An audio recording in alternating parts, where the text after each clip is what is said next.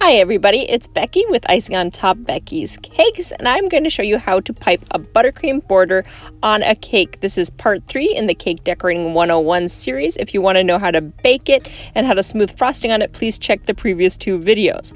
We're going to get our buttercream, smash out some of those bubbles, and then we're going to go ahead and start to fill our piping bag.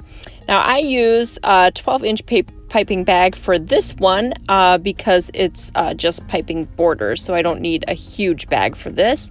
And the kind of bag you get does matter. This tip is the Wilton 32 tip, and if you have a generic tip, just make sure you use a star tip for this border. And I'm going to cut an opening in my piping bag.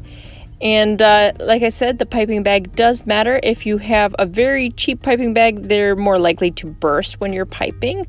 So I usually go with a middle grade one, so I'm not paying too much money. So this one is from Craft Edibles, and Wilton piping bags are really strong too, but they're a little more expensive. So I put my tip through so that it's about halfway, a little before the halfway mark, so I don't pop it out, and I'm folding my bag in half so I don't get buttercream all over my hands when I load it up with buttercream.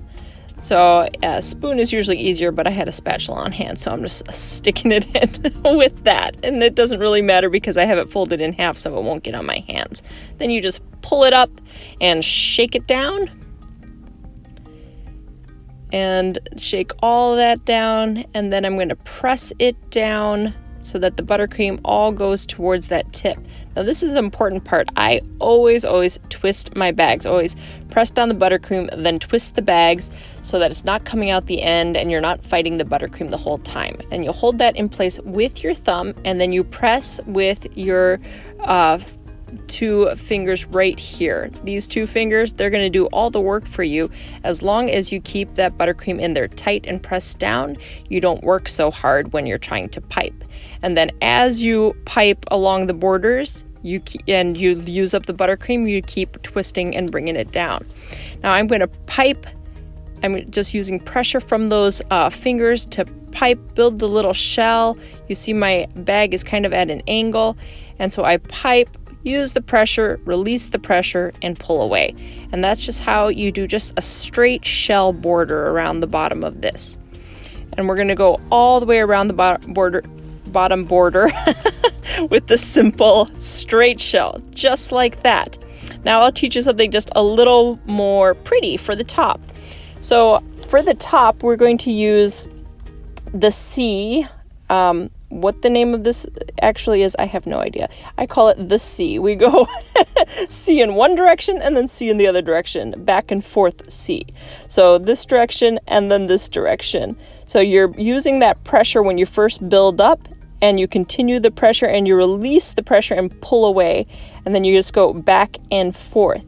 Now, what I do for my students in my classrooms here at home is I have them practice on my practice piping sheet, so they get that motion down before they put it on a cake, and that makes it a lot easier. So if you want to see my practice piping sheets, they are available in my book, Icing on Top Buttercream exclusive cake decorating book, but they're also available if you check out that video tutorial. There's a link to just those practice piping sheets. See if I can say it without messing up this time. But yeah, they're available there. I want them available to everyone because I think anyone should be able to learn how to cake decorate whether or not you have money. So that's why all my tutorials here are free. I want this available to anyone. So please share that. I'll put a link below so that you can find that tutorial as well, so you can practice piping. But thank you so much for joining me on these tutorials, and check the previous 2 tutorials on Cake Decorating 101.